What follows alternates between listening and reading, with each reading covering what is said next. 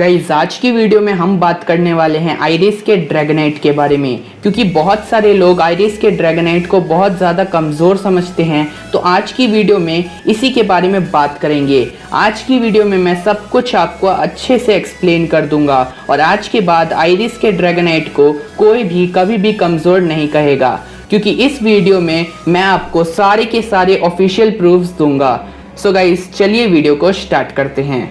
So guys सबसे ज़्यादा जो लोग कहते हैं और उनके पास सिर्फ एक ही रीज़न होता है आइरिस के ड्रैगनाइट को कमज़ोर कहने का, और वो रीज़न है कि आइरिस का ड्रैगनाइट इसीलिए कमज़ोर है क्योंकि उसको तो ऐश के क्रोकोडाइल ने ही हरा दिया। सो गाइस अगर आपने वो फाइट ठीक से देखी है तो आपको पता होगा कि जब तक ड्रैगनाइट आइरिस की बात मान रहा था तब तक उसने ऐश के क्रोकोरोक को बहुत ज़्यादा मारा था, और ऐश का क्रोकोरोक आइरिस के ड्रैगनाइट को कुछ भी नहीं कर पा रहा था। जब तक आइरिस का ड्रैगनाइट आइरिस की बात मान रहा था तब तक ड्रैगनाइट एकदम अच्छे से फाइट कर रहा था, और भाई मुझे तो यही लग रहा था कि ड्रैगनाइट बिना किसी प्रॉब्लम के आराम से एकदम आसानी से ऐश के क्रोकोरोक को हरा देगा।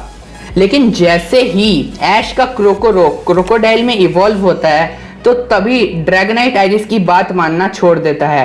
ड्रैगनाइट पागल हो जाता है और आइरिस की किसी भी बात को नहीं मानता है, जबकि क्रोकोडाइल ऐश की बात मानता है और इसीलिए क्रोकोडाइल ये मैच जीत भी जाता है। तो गाइस यही रीजन था कि आइरिस का ड्रैगनाइट हार गया, क्योंकि बिना ट्रेनर के कोई भी सूडो लेजेंडरी पोकेमॉन जैसे ड्रैगनाइट या नन लेजेंडरी पोकेमॉन जैसे क्रोकोडाइल, कोई भी पोकेमॉन कमजोर हो जाता है बिना ट्रेनर के। इसका ऑफिशियल प्रूफ यही है कि जब ऐश के चार्जर्ड ने ऐश की बात नहीं मानी थी तब ऐश के चार्जर्ड को पॉलीव्राथ ने हरा दिया था। तो क्या इसका मतलब आप ये कहोगे कि पॉलीव्राथ ऐश के चार्जर्ड से ज्यादा पावरफुल है? बिल्कुल भी नहीं। चार्जर्ड जैसा पावरफुल पोकेमॉन भी इसीलिए हार गया क्योंकि उसने अपने ट्रेनर की बात नहीं मानी थी, समझे? चलो मैं आपको इस बार सूडो लेजेंडरी पोकेमॉन का एग्जांपल देता हूँ, ठीक है? अब मान लो स्टीवन के मेगा मेटाक्रॉस और सिंथिया के गार्चम्प में फाइट होने वाली है। हम सब जानते हैं कि स्टीवन का मेगा मेटाक्रॉस जो है वो सिंथिया के गार्चम्प से बहुत ज़्यादा पावरफुल है। सिंथिया का गार्चम्प बस टक्कर दे सकता है स्टीवन के मेगा मेटाक्रॉस को, लेकिन हरा नहीं सकता। लेकिन अगर मैं कहूँ कि सिर्फ मेगा मेटाक्रॉस, स्टीवन का ही मेगा मेटाक्रॉस है, लेकिन सिर्फ मेगा मेटाक्रॉस और सिंथिया के गार्चम्प में फाइट हो, जबकि गार्चम्प के साथ सिंथिया हो लेकिन मेगा मेटाक्रॉस के साथ स्टीवन ना हो, तब कौन जीतेगा? तो गाइज मैं गारंटी दे सकता हूं कि सिंथिया और उसका गार्चम्प जीत जाएंगे, क्योंकि गार्चम्प के पास एक ट्रेनर है, और ट्रेनर होने से कोई भी पोकेमॉन बहुत ही ज्यादा पावरफुल हो जाता है उस पोकेमॉन के मुकाबले जिसके पास ट्रेनर नहीं है। और ये बात सिर्फ नॉन लेजेंडरी और सूडो लेजेंडरी पे ही लागू होती है। मतलब आइरिस का ड्रैगनाइट कोई बेकार या कमजोर पोकेमॉन नहीं है, बस उसने अपने ट्रेनर आइरिस की बात नहीं मानी थी इसीलिए वो हारा। और गाइस ये तो आप खुद ही मैच देख के पता लगा लोगे कि जब तक आइरिस की बात ड्रैगनाइट ने मानी थी तब तक वो आराम से ऐश के क्रोकोरोक को मजा चखा रहा था, और वो ऐश के क्रोकोडाइल को भी मजा चखा देता आराम से। और गाइस वैसे भी ऐश का क्रोकोडाइल जो है ना वो एक सुपर स्ट्रॉन्ग पोकेमॉन है। मतलब यार ऐश का क्रोकोडाइल जो है ना वो बहुत ही ज्यादा पावरफुल पोकेमॉन है। तो अगर ड्रैगनाइट आइरिस की बात भी नहीं मानेगा और एक ऐसे सुपर स्ट्रॉन्ग पोकेमॉन से लड़ेगा पागलों की तरह, वो भी उस पर ठीक से अटैक भी नहीं कर रहा है, तो यार आप ही बताओ वो कैसे जीतेगा? क्योंकि नॉन लेजेंडरी पोकेमॉन हमेशा ट्रेनर के साथ पावरफुल बनते हैं और रहते हैं। अगर किसी फाइट में नॉन लेजेंडरी पोकेमॉन आप कोई सा भी स्ट्रॉन्ग चुन लो और अगर उसके साथ ट्रेनर नहीं है तो वो नॉन लेजेंडरी पोकेमॉन भी अपने से किसी कमजोर पोकेमॉन से भी हार जाएगा, या फिर वो बहुत ही ज्यादा कमजोर बन जाएगा, क्योंकि नॉन लेजेंडरी पोकेमॉन को पावरफुल बनने के लिए एक ट्रेनर चाहिए होता है। इसीलिए कोई भी नॉन लेजेंडरी या सूडो लेजेंडरी पोकेमॉन बिना ट्रेनर के एक बेकार पोकेमॉन बन जाता है। ओके गाइस, तो मुझे लगता है अभी तक तो आप समझ ही गए होंगे कि मैं क्या कहना चाहता हूँ, और मैंने अभी तक जो भी कहा है उसका आपको प्रूफ भी दिया है।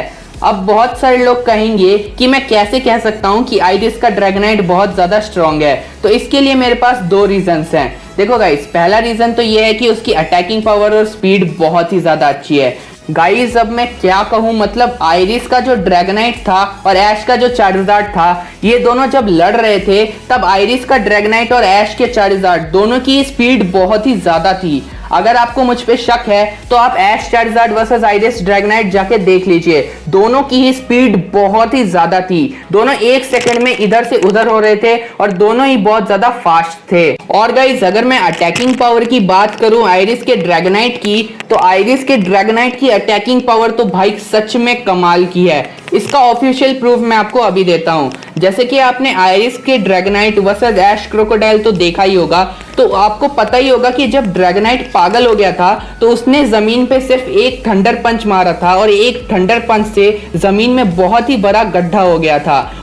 जमीन में गड्ढा हो जाने का मतलब गाइस समझ रहे हो कितनी ज्यादा पावर होगी उस अटैक में। ये कोई छोटी मोटी चीज नहीं है गाइस। अगर किसी पोकेमॉन ने अपनी अटैकिंग पावर से सिर्फ एक थंडर पंच से जमीन में गड्ढा कर दिया तो वो सचमुच बहुत ही ज्यादा बड़ी बात है। और ड्रैगनाइट ने जब ऐश के चार्जार्ड पे ड्रैगन रश यूज किया था तो बहुत ही बड़ा एक्सप्लोजन भी हुआ था। एक ही ड्रैगन रश से डॉन का मेमोस्वाइन भी हार गया था। और गाइस सबसे बड़ा रीजन बताने से पहले मैं आपको एक चीज बता देता हूं कि ड्रैगनाइट जो है वो एक ड्रैगन टाइप पोकेमॉन है। जितने भी ड्रैगनाइट इस दुनिया में है सब एक ड्रैगन टाइप पोकेमॉन है और dragon type Pokemon ice type attack से बहुत ज्यादा वीक होते हैं। और ड्रैगनाइट एक फ्लाइंग टाइप पोकेमॉन भी होते हैं और फ्लाइंग टाइप पोकेमॉन भी आइस टाइप अटैक से बहुत ज्यादा वीक होते हैं।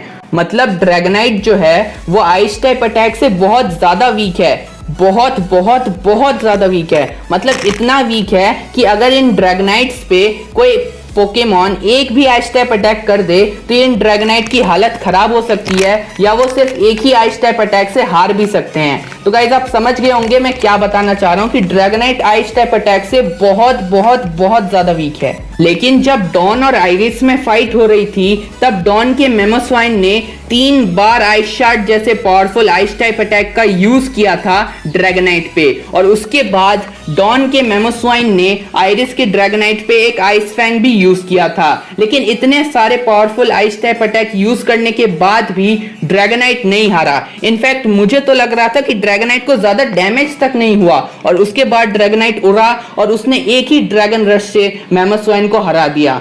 भाई अब इससे बड़ा मैं क्या प्रूफ दूं। मानता हूं डॉन का मेमोस्वाइन बहुत ज्यादा पावरफुल नहीं है, लेकिन हाँ पावरफुल पोकेमॉन तो है, ये तो मानना पड़ेगा। अगर आपने सिनोए देखा है तो आपको पता होगा कि डॉन का मेमोस्वाइन एक पावरफुल पोकेमॉन है। इसे बहुत ज्यादा पावरफुल पोकेमॉन तो नहीं कह सकते, लेकिन एक पावरफुल पोकेमॉन में डॉन का मेमोस्वाइन आता है। और मेमोस्वाइन के 4 पावरफुल आइस टाइप अटैक सहना, जबकि ड्रैगनाइट बहुत बहुत बहुत वीक है आइस टाइप अटैक से। गाइस आप सोच रहे हो ये एक बहुत ही ज्यादा बड़ी बात है, ये एक बहुत ही ज्यादा बड़ी चीज है गाइस। और ऊपर से उसके बाद भी ड्रैगनाइट को ज्यादा डैमेज नहीं हुआ था। मतलब होता है ना कि कुछ पोकेमॉन सह तो लेते हैं अटैक लेकिन उसके बाद वो बहुत ज्यादा डैमेज हो जाते हैं।